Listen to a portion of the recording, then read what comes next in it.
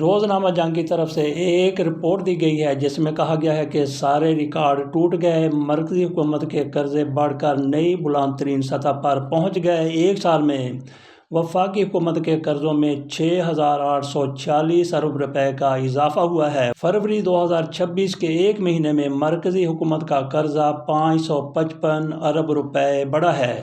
اب ان قرضوں کی مالیت 79,882 ارب روپے تک ہو گئی ہے۔ ایک سال میں وفاقی حکومت کے قرضوں میں 6,846 ارب روپے کا اضافہ ہوا، جبکہ فروری 2026 کے ایک مہینے میں مرکزی حکومت کا قرضہ 555 ارب روپے بڑھا ہے۔ اسٹیٹ بینک آف پاکستان نے فروری 2026 تک کے وفاقی حکومت کے قرضوں کا ڈیٹا جاری کیا۔ اسٹیٹ بینک آف پاکستان کی دستاویز کے مطابق ایک سال یعنی مارچ 2025 سے لے کے فروری 2026 کے دوران وفاقی حکومت کے مقامی قرضے میں 5,679 ارب روپے اور بیرونی قرضے میں 1,189 ارب روپے کا اضافہ ہوا، جس کے بعد فروری 2026 تک مرکزی حکومت کا مقامی قرضہ 56,679 اور بیرونی قرضہ 23,203 ارب روپے رہا۔